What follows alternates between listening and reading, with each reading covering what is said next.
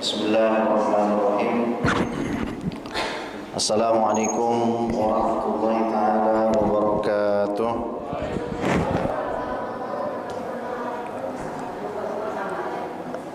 Alhamdulillah wassalatu wassalamu ala sayyidina Rasulillah Sayyidina Muhammad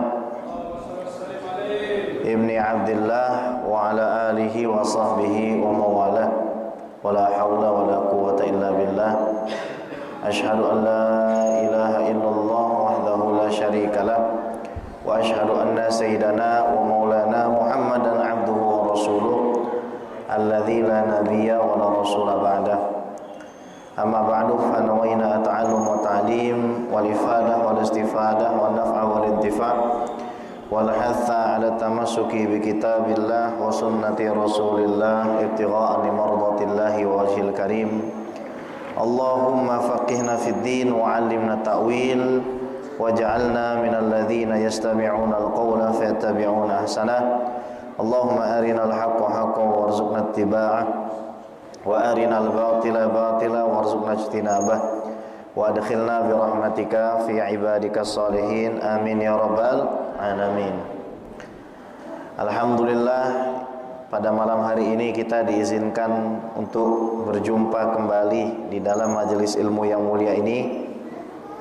Insyaallah kita semua dalam keadaan sehat walafiat, tidak kekurangan satu apapun, dan Allah Subhanahu wa taala tingkatkan derajat kita, muliakan kita, dan memberikan kita kehidupan yang penuh kebahagiaan sehingga kita bisa mati dalam keadaan husnul khatimah. Amin ya rabbal alamin.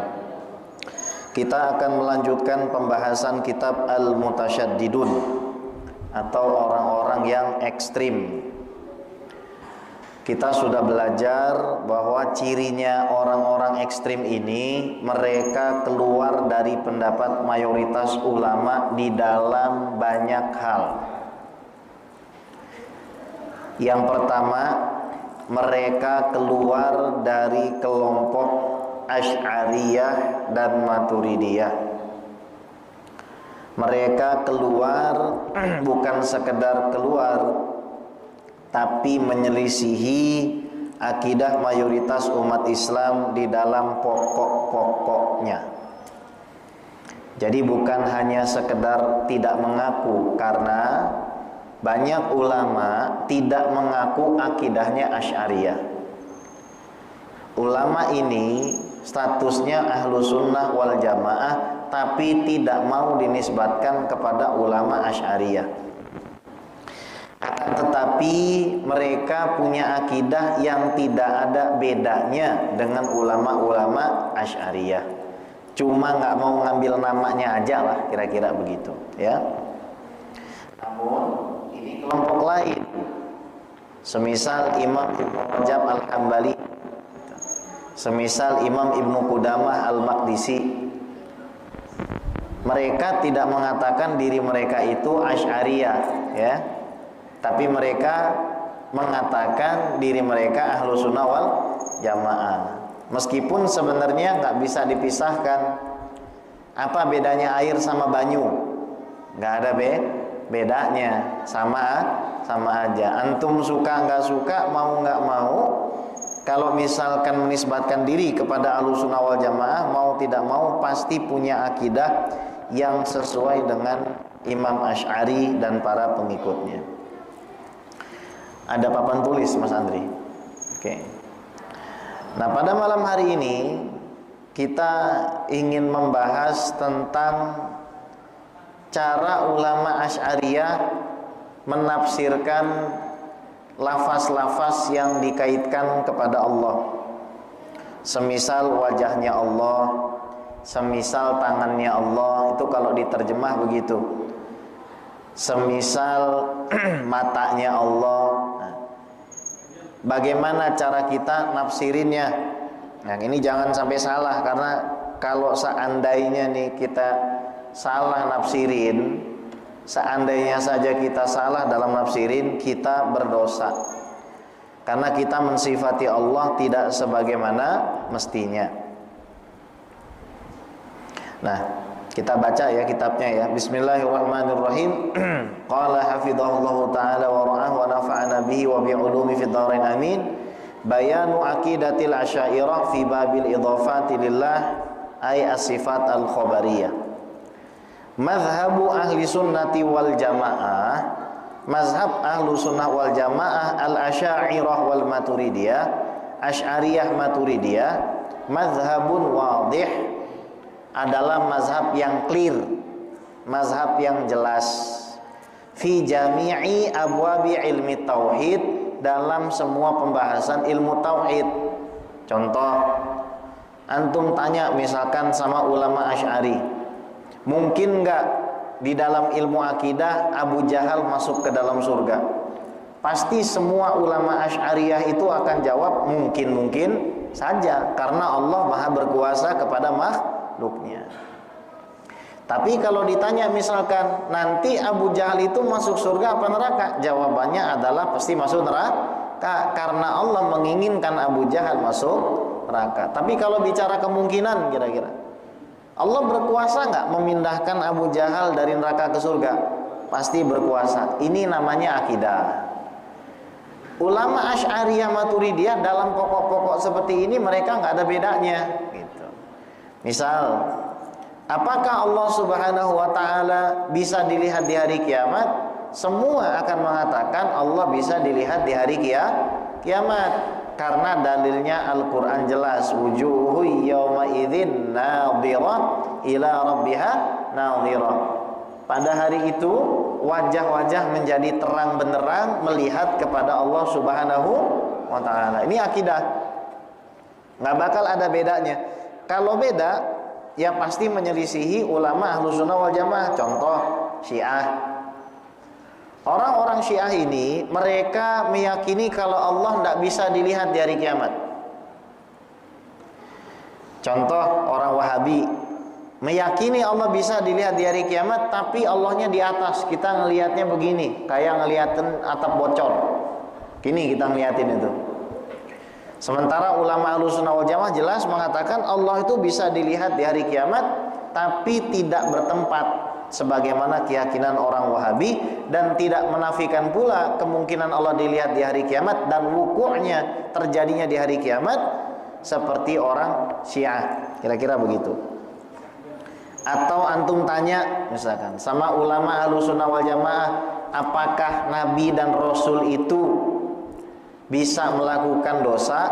Nah, pasti Ahlussunnah wal Jamaah Syari mengatakan tidak mungkin atau mustahil ya, para nabi itu melakukan dosa. Terus yang terjadi sama Nabi Adam apa? Namanya orang lupa. Orang kalau lupa kira-kira dosa apa enggak? Enggak dosa, namanya orang lupa. Tapi lupanya Nabi Adam beda sama lupanya manusia biasa. Kalau Nabi itu lupa, maka dianggap sebagai sebuah kesalahan. Dan memang mekanismenya terjadi seperti itu supaya akhirnya manusia bisa turun ke bumi. Makanya dalam hadis Sahih Bukhari debat Nabi Musa sama Nabi Isa alaihissalam. Jadi Nabi Musa alaihissalam tuh nyalahin Nabi Isa.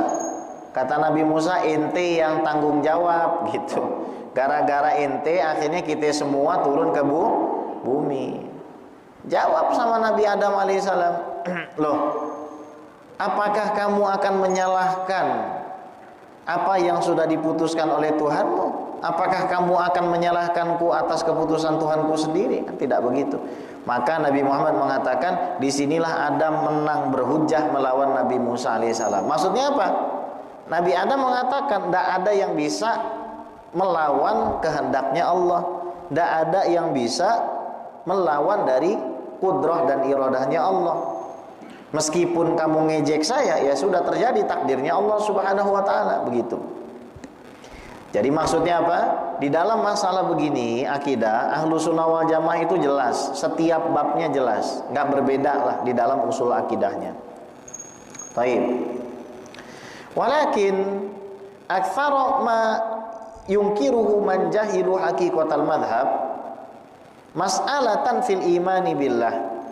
Tapi ada sebagian orang yang memang karena bodoh, kata Syekh Ali Jum'ah nih, karena memang nggak tahu hakikat akidah ini, mengingkari daripada mazhab kita di dalam satu permasalahan yang terkait dengan Allah, wahiyya tata'allaku bil idhafati ilallah, yang berkaitan dengan lafaz yang disandarkan kepada Allah Subhanahu wa taala. Nanti kita jelasin di sini biar pada paham.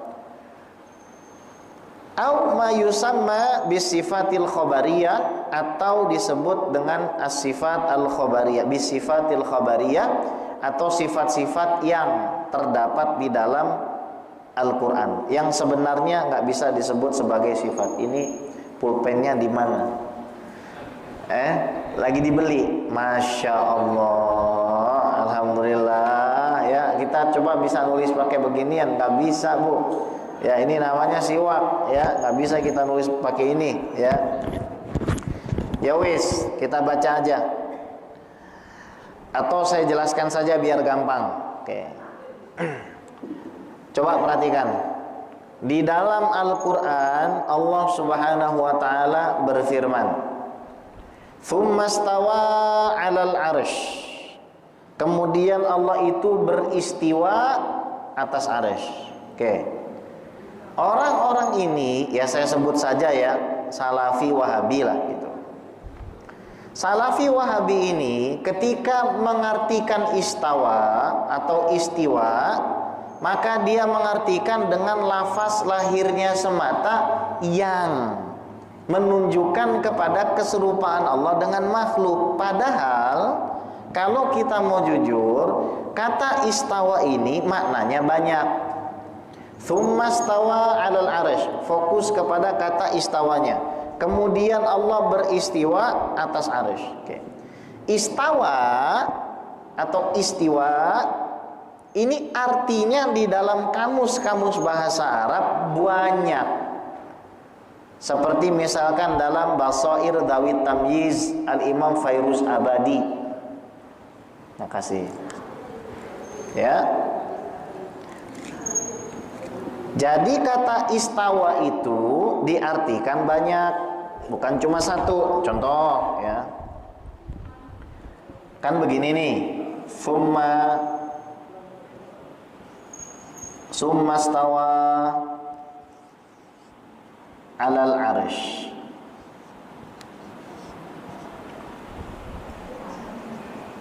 Summa stawa 'alal 'arsy. Oke. Istawa ini maknanya banyak. Artinya bisa duduk, bisa menyempurnakan,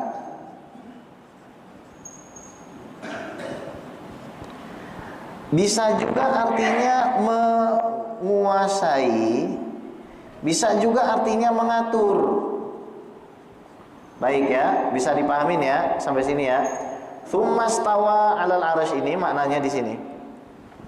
Kemudian Allah beristiwa di atas 'arsy, atas 'arsy ini, atas 'arsy. 'Arsy itu apa sih, Bib? 'Arsy itu adalah makhluk Allah yang paling besar. Yang mana bentuknya adalah singgasana. Di bawah 'arsy ini ada namanya kursi. Ini secara urutan ya. Tentu saja ada surga apa segala macam ya. Di bawah kursi ini ada 7 lapis legit, bukan lapis langit. Ya, tuh ya. Sini dulu deh. Oke. Allah beristiwa atas 'arsy. Oke.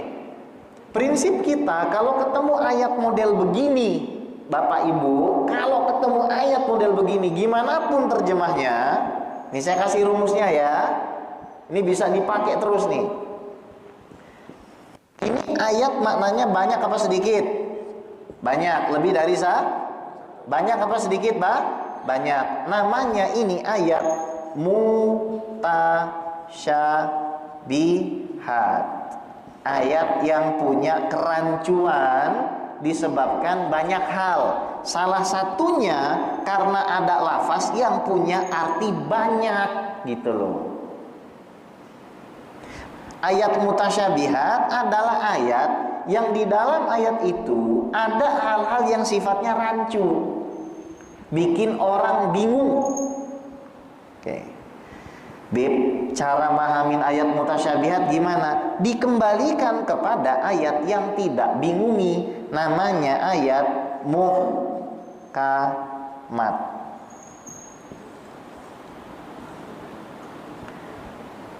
Ayat muhkamat ini ayat yang gak rancu. Contoh, Qul huwallahu ahad. Allah tuh esa, Allah tuh satu dan gak tersusun, jelas.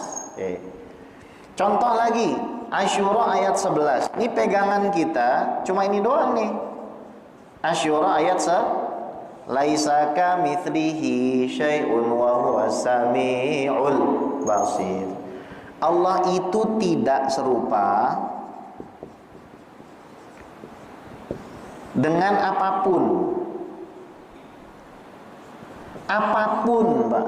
Apapun. Apapun itu maknanya apa, Bib? Ya semuanya. Baik itu yang ada di pikiran gak ada di realita, atau yang bahkan gak ada di pikiran tapi ada di realita. Allah tuh gak mirip, gak serupa dengan itu. Sekarang kembali ke sini. Tsumma stawa 'alal 'arsy. Kita kembalikan kepada laisa kamitslihi syai'un. Allah tidak serupa dengan makhluk. Sekarang kita lihat. Di sini ada makna banyak. Duduk, menyempurnakan, menguasai, mengatur. Para ulama ketika melihat ayat ini kembali ke sini Asyura dan akhirnya mereka menyimpulkan. Imam At-Tahawi ya, wafat tahun 313 Hijriah mengatakan la tahwihil jihatus sit kasairil mubtada'at. Allah itu tidak terkungkung dari 6 arah, atas, bawah, kanan, kiri, depan, belakang. Allah tidak terkungkung di situ. Lihat. Itu ahli hadis, salafus saleh. Saya mau tanya, dari 3-4 makna ini, 1, 2, 3, 4. Pertanyaan pertama, duduk, menyempurnakan, menguasai, mengatur. Makna mana yang paling tidak pantas dinisbatkan kepada Allah? Makna mana yang paling gak pantas dinisbatkan kepada Allah? Duduk. Makna yang mana? Nomor 1, 2, 3, 4. Yang mana yang mirip antara Allah dengan manusia? Duduk. Makna mana yang harus kita nafikan dari Allah? Duduk. Ini tidak boleh digunakan. Nah, para ulama ketika melihat arti-arti yang lain, mereka satu kelompok mengatakan begini, kami ini meskipun tahu maknanya bukan duduk, tapi kami tidak mau milih ini, takut salah. Jadi kami lebih baik mengatakan bukan duduk atau makna yang serupa dengan duduk, tapi maknanya kami serahkan kepada Allah. Ini namanya metode tafwid. Oke. Jadi maknanya nggak ada yang dipilih, hanya makna yang nggak benernya yang dihilangkan. Contoh yang kedua ya.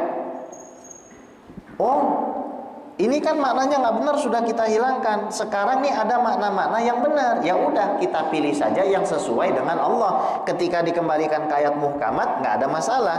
Kira-kira pantas nggak kalau kita bilang tsumma stawa 'alal 'arsy, Allah menyempurnakan 'arsy? Pantas nggak? Pantas. Kalau kita bilang Allah menguasai 'arsy, pantas nggak? Pantas. Kalau kita bilang Allah mengatur 'arsy, pantas nggak? Pantas. Nah, ini namanya takwil. Ada namanya tafwid, ada namanya takwil. Gitu cara kita memahaminya itu. Contoh lain, yauma yukshafu an saq. Ya Allah, bagusnya kalau ada yang ngapusin. Ya, alangkah indahnya itu kan. Seandainya ada yang ngapusin. Iya, ngapusin aja. Iya.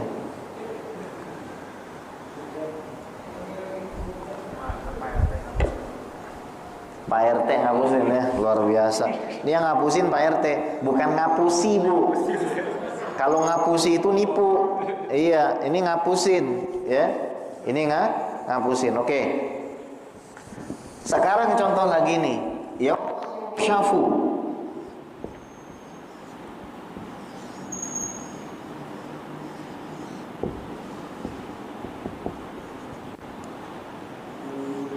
Ansaq. Oke. Hari disingkapkannya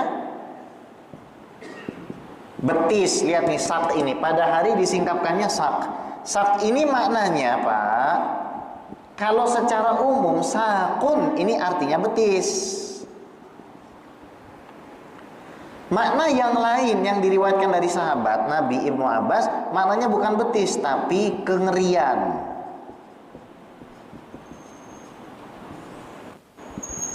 Mana kira-kira yang pas kalau dikembalikan ke ayat muhkamat? Hari itu, hari kiamat, akan disingkapkan betis Allah atau kengerian? A atau B? Yang mana kira-kira? Kok pelan-pelan jawabnya? Saya tanya, yang mana? Kenapa? Ayo belajar akidah tuh nggak boleh ikut-ikutan. Kenapa, Bu? Karena dikembalikan ke dalam ayat muhkamat, kita nggak boleh menyerupakan Allah dengan kalau Allah punya betis, berarti sudah menyamakan Allah dengan makhluk. Ini batil maknanya. Ini maknanya adalah kita mengatakan pada hari itu disingkapkan kengerian. Kengerian apa? Ngerilah, matahari diturunin, manusia banyak nggak berbusana, dalam keadaan kepanasan nungguin catatan amal kita dibagikan. Pada saat itu kita lihat semua berterbangan, ngeri deh pokoknya pada hari itu. Contoh lagi, tajri bi ayunina. Lihat, tajri bi ayunina.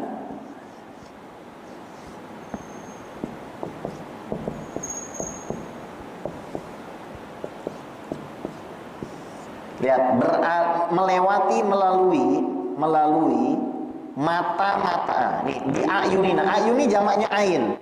Kalau diartikan secara harfiah, artinya mata. Mata-mata yang banyak, lebih dari 3 mata. Lebih dari 2 mata.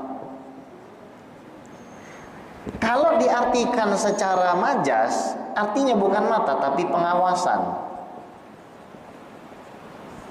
Sekarang kita kembalikan ke dalam ayat muhkamat, tajri bi ayunina, engkau melalui mata-mata kami, artinya Allah punya mata yang banyak atau pengawasan kami. Gini aja kok susah. Tapi kenapa mereka ini pengennya milih mata betis? Karena mereka ingin mempersonifikasikan Tuhan. Mereka ingin Tuhannya ada fisiknya, titik.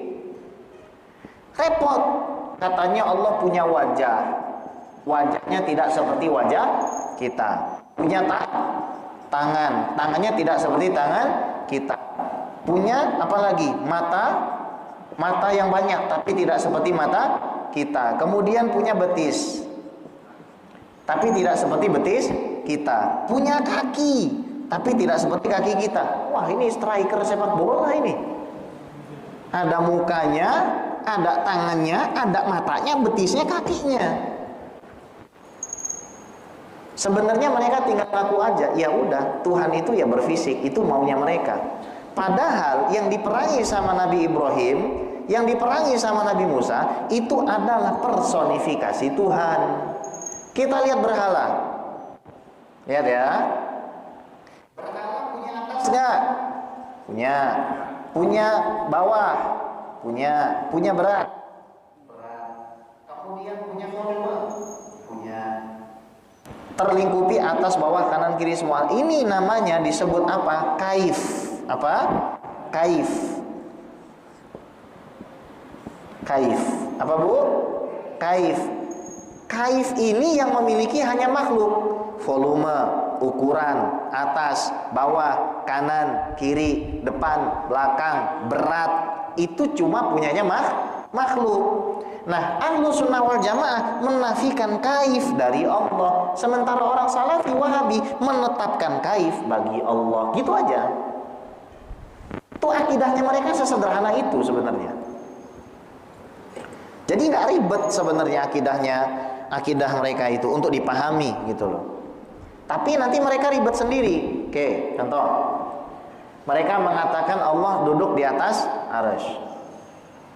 Kita kasih ayat lain. Fa aina ma tuwallu fa thamma wajhullah. Kemana saja kamu menghadap, di situ ada wajah Allah. Loh, katanya di atas arsy. Lagi. Wallahu fis samawati wa fil ard. Dialah Allah yang ada di langit-langit dan di bumi. Loh, katanya di atas arsy. Huwa aqrabu ilaikum min hablil warid. Lebih dekat daripada urat leher. Loh, katanya di atas arsy. Apalagi? Banyak.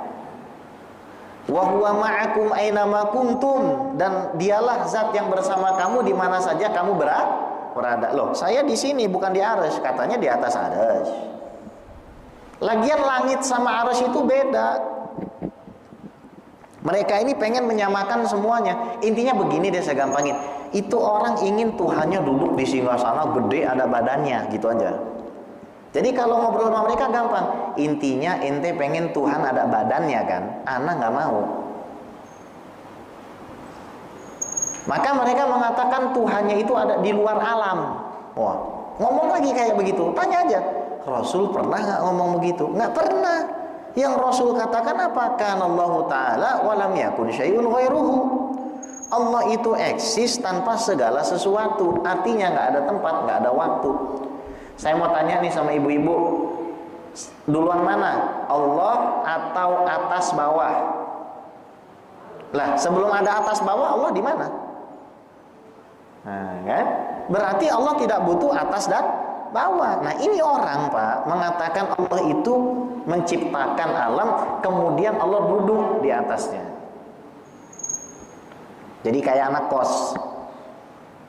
Ya, pindah-pindah. Nah, ini akidah yang salah. Karena apa? Mempersonifikasikan Tuhan.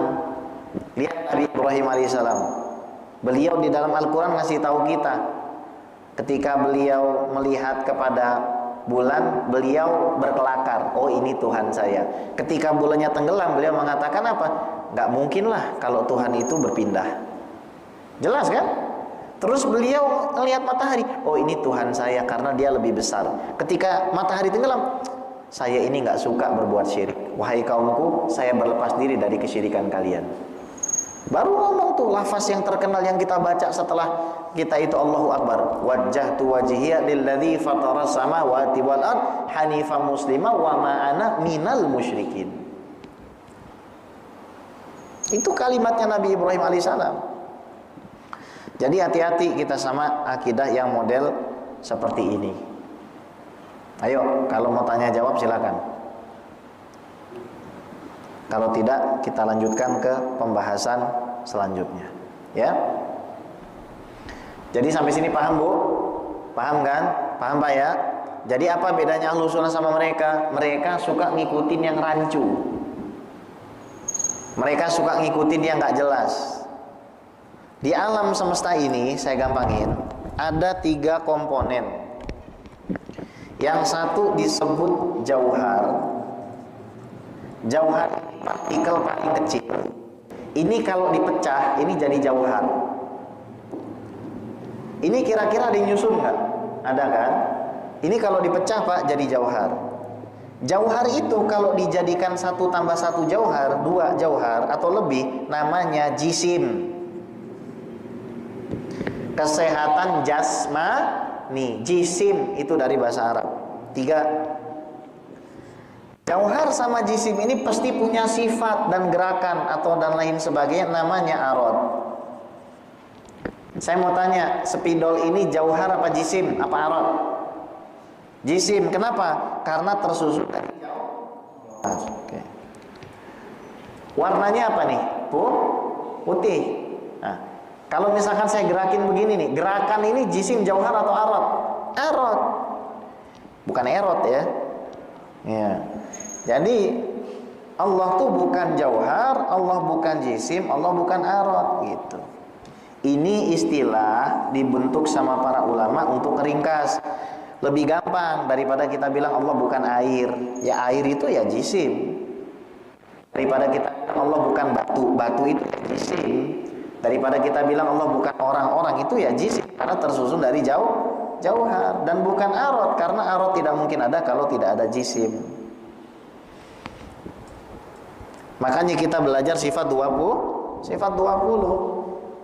Yuk kita ulang. Wujud qidam baqa mukhalafatulil dithi qiyamuhu binafsihi wahdaniyah qudrah iradah ilmun hayat sama basar kalam qadiran muridan aliman hayan sami'an basiran mutakaliman. Oke, sampai sini kita paham kenapa kita berakidah Asy'ari, karena kita ingin mensucikan Allah, bukan kita hendak menyamakan atau menyerupakan Allah dengan makhluk. Ada Pak, sebagian kawan-kawan saya kalau misalkan pergi ke Makkah Madinah, mereka nggak mau sholat berjamaah sama orang-orang yang di sana, karena menganggap bahwa orang yang di sana menyembah berhala gitu.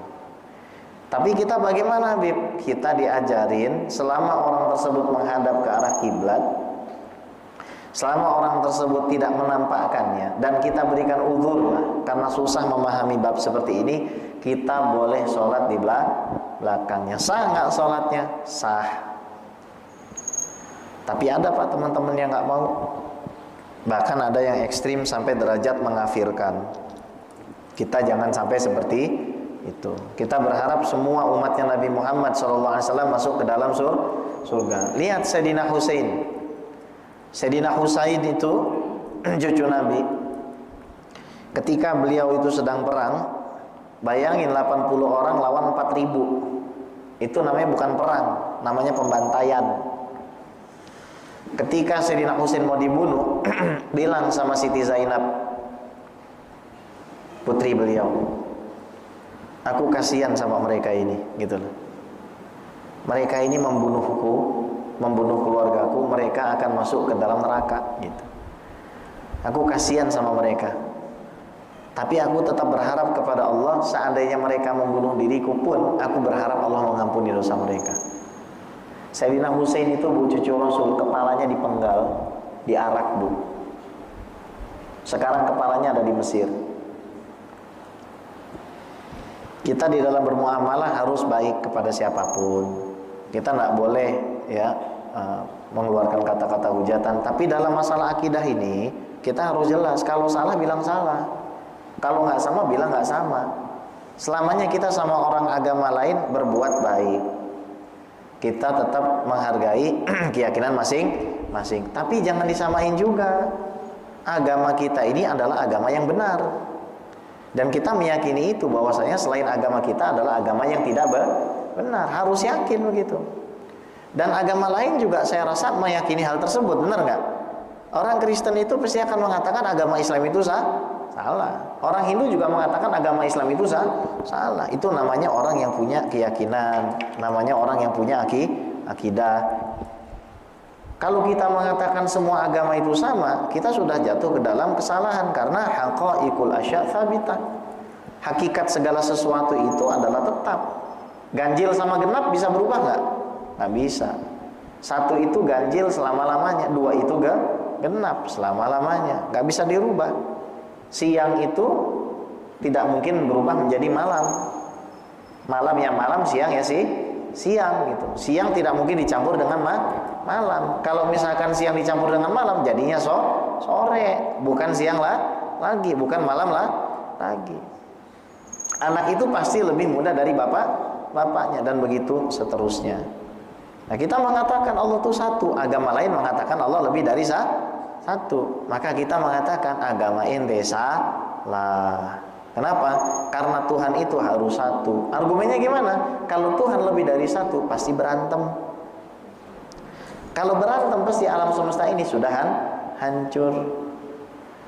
Dan Tuhan itu harus satu disebabkan kalau misalkan lebih daripada satu, maka akan bertabrakan keinginan dan kehendak.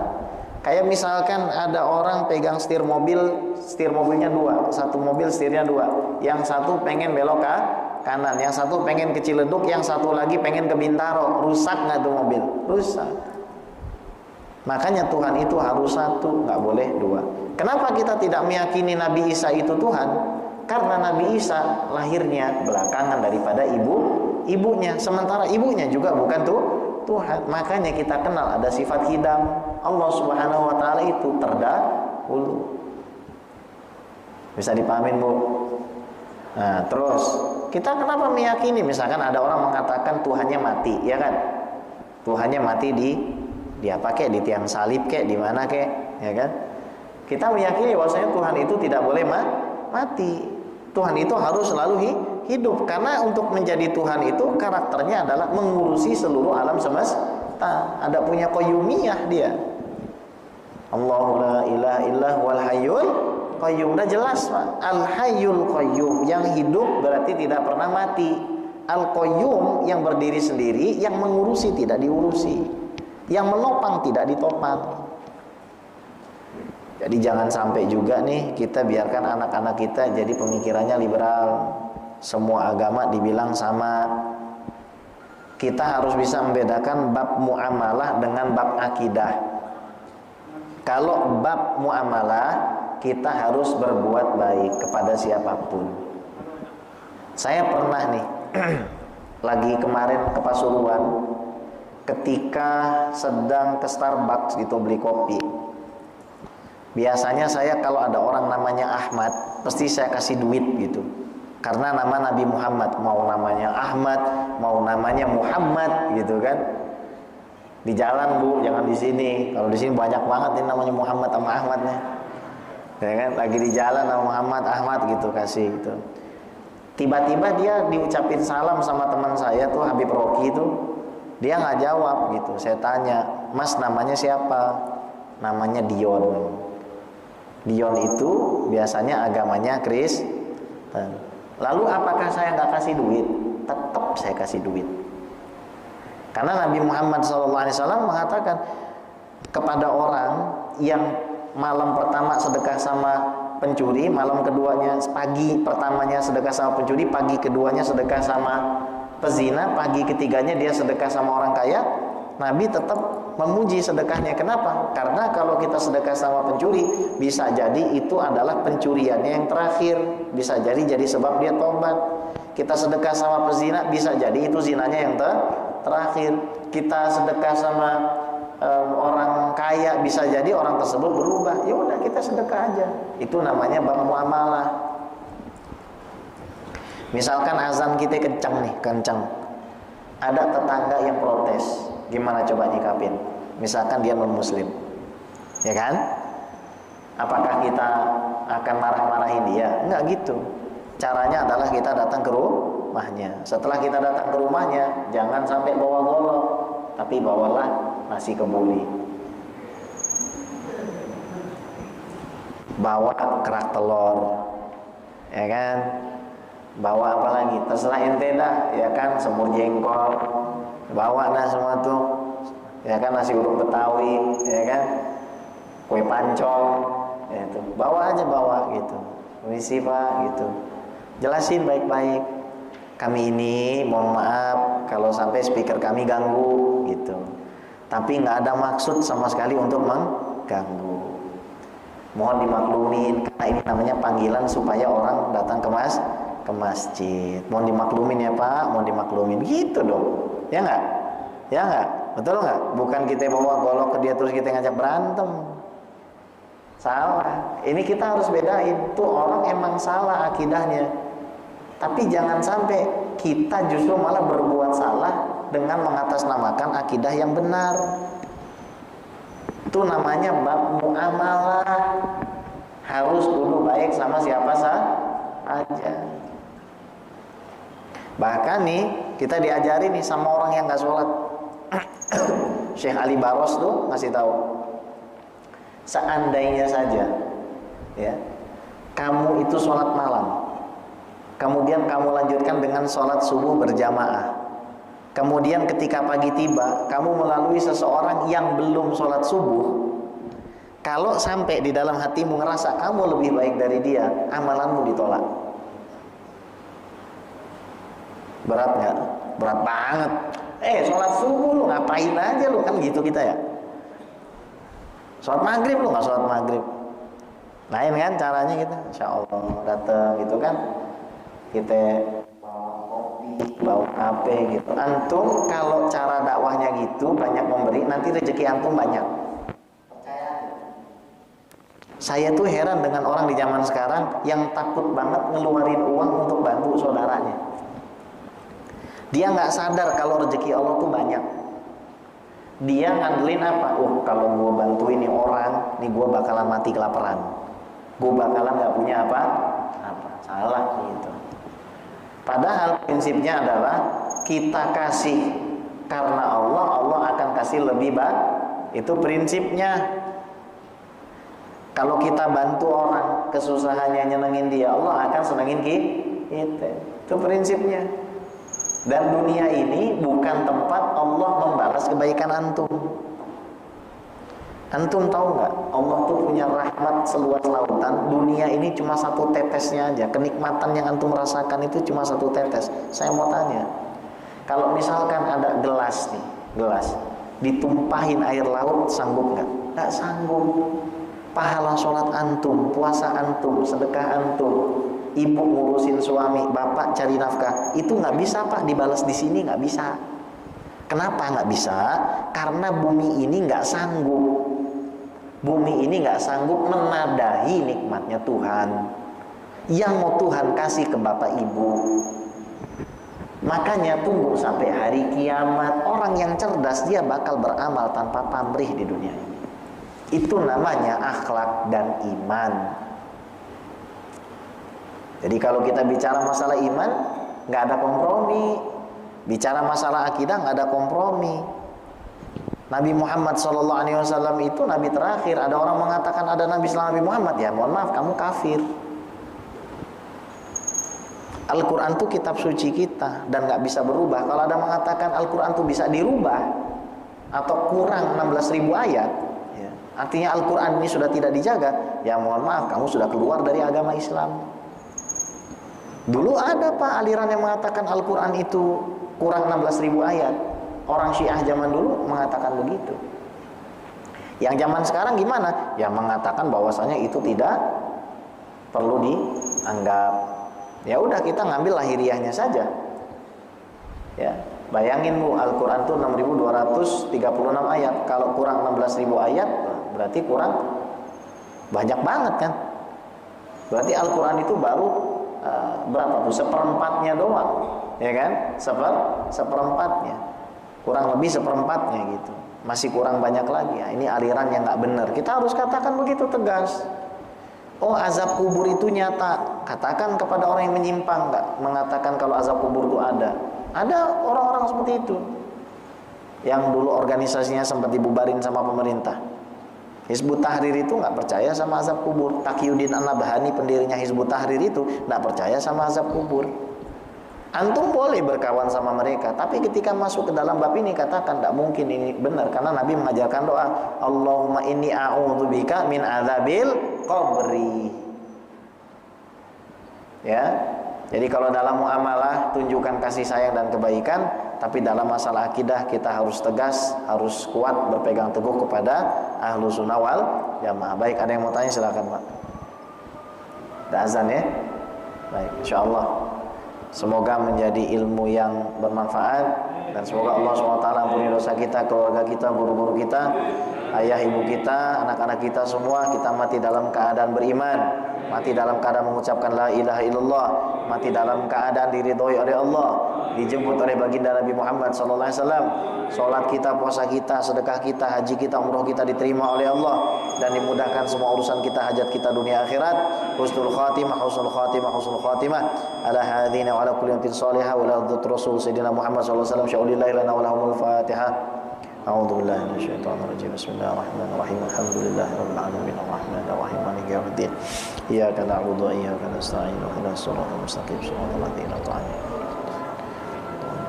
Amin ya mujibas sayyid rahmatika ya arhamar rahimin. Da'u fi subhanakallahumma tahiyatu fi salam wa akhiru alhamdulillahi rabbil alamin.